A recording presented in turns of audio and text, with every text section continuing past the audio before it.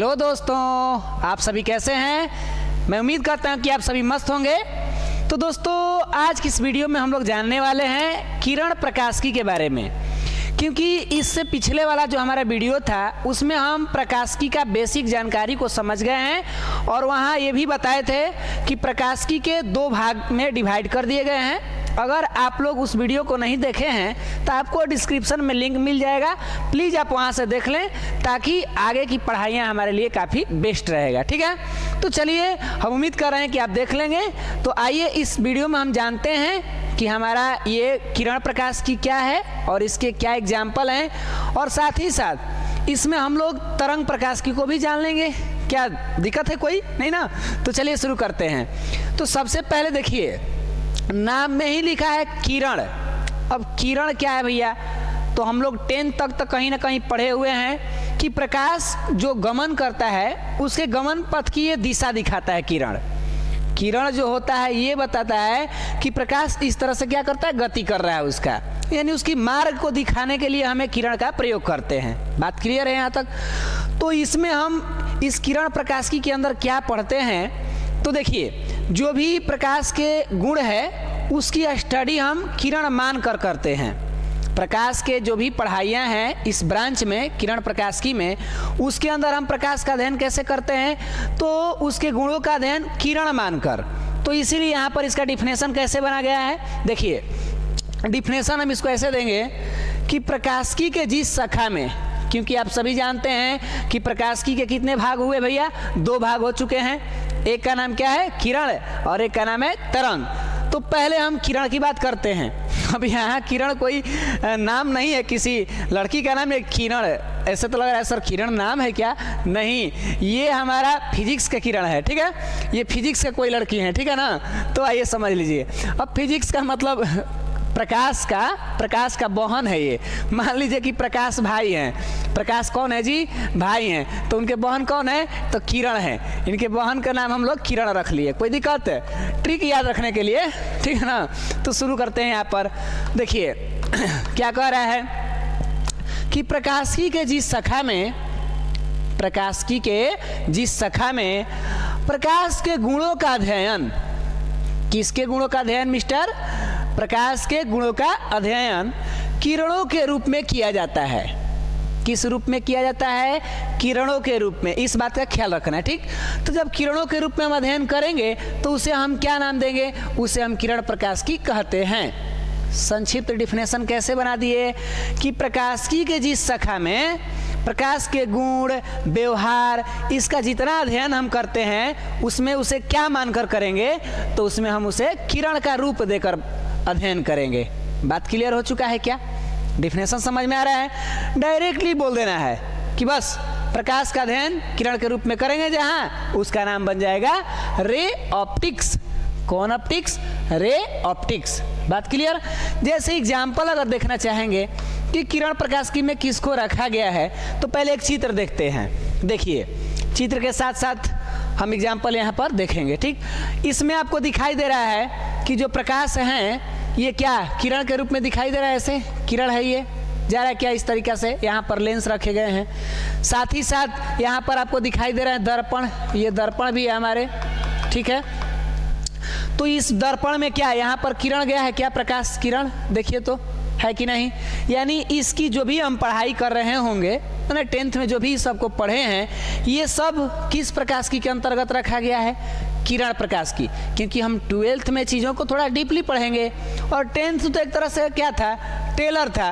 अब फिल्म मिल रहा है हमारा, मिल रहा है कि नहीं मिल रहा है? तो इसीलिए तो यहाँ पर आपको समझ में आ चुका है किरण प्रकाशिकी में ये सब पढ़ाई होते हैं। एग्जाम्पल दैट क्या लिख सकते हैं, तो प्रकाश का परावर्तन, प्रकाश का अपवर्तन, ये सभी किरण प्रकाशिकी के क्या है? उदाहरण हैं। बात क्लियर? बोलिए। तो आगे देखिए, आगे हमारा एरो का चिन्ह देकर बातें समझाई गई है कि देखिए यहाँ पर क्या कह रहा है कि किरण प्रकाशिकी को ज्यामितीय प्रकाशिकी भी कहते हैं, यानी जियोमेट्रिकल ऑप्टिक्स। ज्यामितीय में क्या होता है भाई? मैथ के बहुत सारे आकृतियाँ, शेप आते हैं कि नहीं आते? शेप साइज वाले आकृतियाँ। अरे भैया रेखा ले लीजिए, समांतर रेखा, टेढ़ी मेढ़ी रेखा, त्रिभुज, ये सब क्या हैं? तो ये सब एक तरह से जियोमेट्रिकल चीज़ें हैं। जियोमेट्रिक बॉक्स भी आते हैं ना हम लोग का, जिसको अष्टमेन बॉक्स बोलते हैं। तो उसमें क्या होते हैं, वो भी उसके अंदर जो भी दिए रहते हैं वो इसी जियोमेट्रिकल ऑप्टिक्स के काम आएंगे, ठीक है ना। अब कोई तरंग प्रकाश की पढ़ रहा है तो उसमें ज़्यादा वो जियोमेट्रिकल बॉक्स यूज नहीं होंगे, ज़्यादातर इसमें यूज होंगे। प्रकाशिकी के लिए बोल रहे हैं, दूसरा काम के लिए नहीं, ठीक है ना। तो इस तरीक़े से हम कह सकते हैं कि किरण प्रकाशिकी का अन्य नाम क्या है? ज्यामितीय प्रकाशिकी। तो यहाँ तक हमारा किरण प्रकाशिकी क्या हुआ? समाप्त हुआ। अब हम इसके दूसरा पक्ष को जानेंगे। क्या आपको ये बात समझ में आया किरण प्रकाशिकी? तो उम्मीद कर रहे हैं कि समझ में आ रहा होगा। तो चलिए शुरू करते हैं। आते हैं अब हम अपना तरंग प्रकाशिकी के तरफ। तो सबसे पहले थोड़ा सा रिवाइज तो बताइए, किरण प्रकाशिकी में हम प्रकाश के गुणों का अध्ययन कैसे करेंगे? बोलिए, कमेंट मारिए, कैसे करेंगे बोलिए। तो हाँ, इसमें हम करेंगे किरण मानकर। प्रकाश के गुणों का अध्ययन कैसे करेंगे? किरण मानकर। तो चलिए एक और बताइए कि जो किरण प्रकाशिकी है इसमें प्रकाश के परावर्तन है, अपवर्तन है। तो परावर्तन किससे होता है? बोलिए, कमेंट करिए, परावर्तन किससे होगा और अपवर्तन किससे होगा? आप लोग के ऊपर डिपेंड कर रहा है, बताइएगा। तो देखिए, अब आते हैं हम लोग अपना तरंग प्रकाशिकी के तरफ। तो सबसे पहले हम जानेंगे कि इसके नाम में क्या लिखा है? तरंग। तरंग का मतलब ऐसा चीज़ है जो हमें दिखाई नहीं देती। क्या हमें तरंगे दिखाई देती हैं? तो नहीं, तरंगे तो अदृश्य होती हैं, हमें दिखाई नहीं देती हैं। हो सकता है कि कुछ तरंगे दृश्य भी हो, जैसे मान लीजिए कि प्रकाश के अंदर कुछ कुछ प्रकाश दृश्य भी होते हैं, कुछ कुछ अदृश्य भी होते हैं। ऐसा लगता है कि नहीं लगता है? अनुभव होता है कि नहीं होता है? तो ये सब अनुभव के ऊपर है, दृश्य अदृश्य ये अलग बात है। हम यहाँ समझते हैं कि तरंग जो होता है हमें ज़्यादातर अनुभव किए जाते हैं। तो इसमें हम प्रकाश के जो अध्ययन करेंगे, क्या मान के करेंगे? प्रकाश के गुणों का अध्ययन करेंगे तो क्या मानकर करेंगे? तरंग को रूप देंगे। इसमें जो भी व्यक्ति आएगा वो क्या कहेगा? प्रकाश तरंग के आधार पर ही करता है, प्रकाश तरंग के आधार पर ऐसे व्यवहार करता है। माने जो भी अपना व्यक्ति डिफिनेशन देंगे, जानकारी देंगे, वो प्रकाश को क्या मान कर देंगे?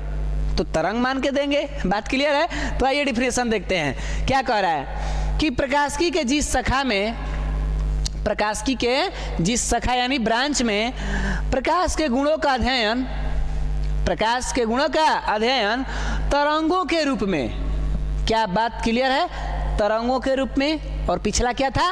किरणों के रूप में, ठीक है ना। तो प्रकाशिकी के जिस शाखा में प्रकाश के गुणों का अध्ययन तरंगों के रूप में किया जाता है तो उसे क्या कहते हैं? तो उसे कहते हैं हम लोग तरंग प्रकाशिकी, या अंग्रेजी में वेव ऑप्टिक्स।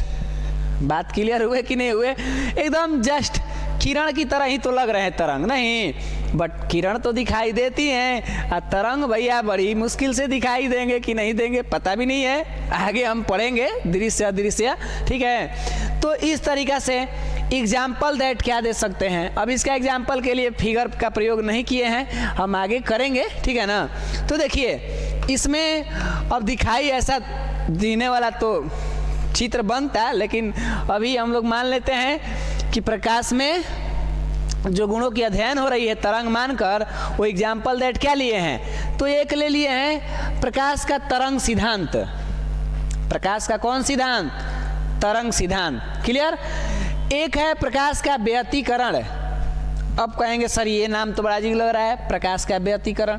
भैया ये सब तरंग का भाग है, इसमें हम तरंग के बारे में जब पढ़ेंगे ना तब जाके इसमें पढ़ेंगे कि ये प्रकाश का व्यतिकरण, प्रकाश का विवर्तन, ये सब प्रकाश का ध्रुवण, कई गो नाम आएंगे किसमें?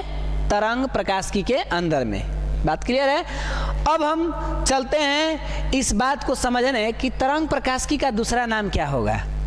जैसे हमने किरण प्रकाशिकी को क्या कहा? ज्यामितीय प्रकाशिकी। तो यहाँ पर आप बताएंगे कि तरंग प्रकाशिकी को, किसको जी? तरंग प्रकाशिकी को क्या कहते हैं हम लोग दूसरा नाम में? बताइए, तरंग प्रकाशिकी का दूसरा नाम बोलिए क्या होगा? बोलिए तो कमेंट कीजिए दूसरा नाम। होमवर्क छोड़ दे क्या इसको होमवर्क ही छोड़ते हैं। बताइएगा कमेंट कर कि ये तरंग प्रकाशिकी का दूसरा नाम क्या है, ठीक है ना। पिछला वाले वीडियो में बता चुके हैं, वहीं से मत मार दीजिएगा यहाँ पर कमेंट, कोशिश करिएगा नया ढूंढने के लिए, ठीक है। तो बस ये हमारा छोटा सा इन्फॉर्मेशन हो चुका है इस वीडियो में, क्योंकि इसमें ज़्यादा हम लोग क्या कर रहे हैं, बेसिक जानकारी ही तो जान रहे हैं। जब चैप्टर शुरू होंगे, ये इकाई था, इस इकाई के बारे में हम बात कर रहे थे। अब अगला वीडियो में इसके अंदर जो चैप्टर आएंगे उन पर चर्चा करेंगे, ठीक है ना। तो बस अब बस क्या, इससे पहले एक प्रेरक कथन तो चाहिए ना, तभी ना हम लोग यहाँ से अलविदा होंगे। तो देखिए आज का प्रेरक कथन क्या है जरा समझा जाए, क्योंकि तीर या किरण का मतलब जैसे प्रकाश के गति से जाता है ना कोई चीज़ है, तो यहाँ तीर का भी एक सिंबल दे दिया गया है कुछ समझाने के लिए। तो देखिए आज के प्रेरक कथन का मुख्य संदेश है कि हम अगर कोई भी कार्य का शुरुआत कर लेते हैं तो ज़्यादातर बात कन्फ्यूजन में ये रहते हैं कि हम सही पे हैं कि गलत पे हैं। कोई महान इंसान का कथन क्या है कि किसी काम को जब आप साबित करना ही है, माने किसी काम को आपने चुन लिया कि हमारे ये पसंद का काम है, जब आपके अंदर से ये बातें आ गई कि ये मेरे पसंद का है, दुनिया वाले क्या कहेंगे इसको छोड़ना होगा।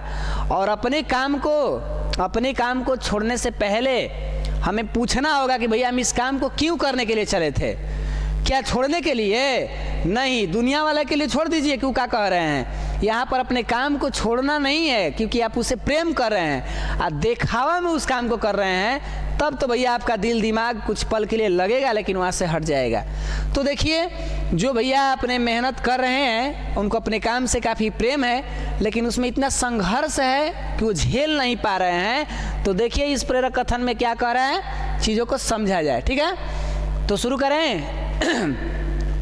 कह रहा है कि तीर को भी आगे बढ़ने से पहले, जो तीर हमारा निकलता है ना धनुष ले, उसकी बात हो रही है कि तीर को भी आगे छोड़ने से पहले पीछे खींचना पड़ता है। हमारी जिंदगी में भी कभी कभी आगे बढ़ने से पहले पीछे जाना पड़ता है। और उसी तरह अच्छे दिनों के लिए, कैसे दिनों के लिए, तो उसी तरह अच्छे दिनों के लिए बुरे दिनों से लड़ना पड़ता है। बातें समझ में नहीं आ रही है क्या? एक बार और समझिए।